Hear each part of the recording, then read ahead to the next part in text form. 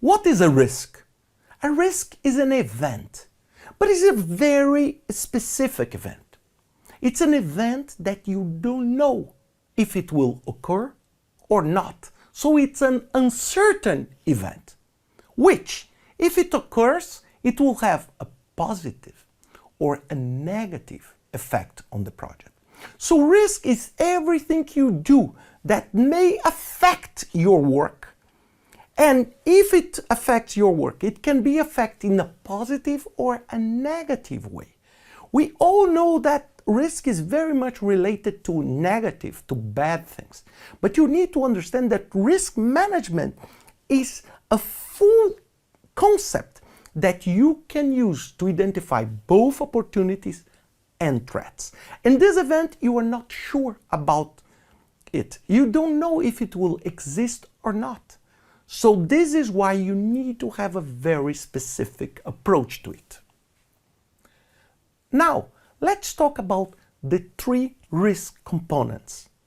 The first one, risk is an event that can or cannot happen. The second is the probability of this risk happen. So the chances that this risk becomes a reality. And third one is the impact, the positive or the negative impact if that event becomes a reality. So these are the 3 main components of a risk: the event, the probability, and the impact. Now let's take a look on these 2x2 metrics.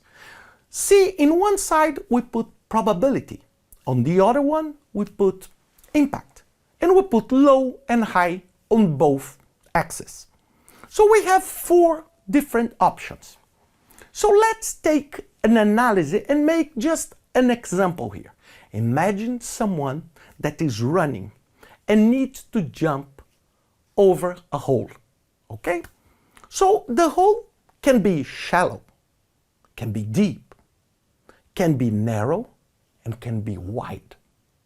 So let's take the first example. So imagine that you are running and you have a narrow hole and a shallow one.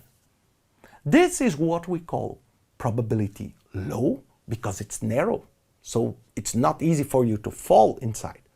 And also it's shallow, so the damage will not be big. Let's take the second example. It's a very wide hole, but a very shallow one.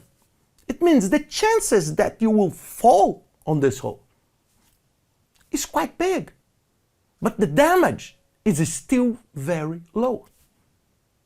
The third option is when we have a very narrow hole, but a very deep one. It means the chances of you falling are very small. But if you fall, oh, then it's a very big challenge. And the last one, of course, is a very wide and deep hole and with fires on it. So the chances of you falling are extremely big.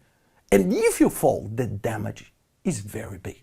So this is like a map on where we understand and how we evaluate risks. So let me give you one final example on this. Imagine the point with a very low probability and a very extremely high impact. This is what we call catastrophe, and with a negative effect. Because the chances are so low that you don't do anything. And then what happens? When this becomes a reality is a tragedy. So this is how we map risks in a very simple and intuitive way.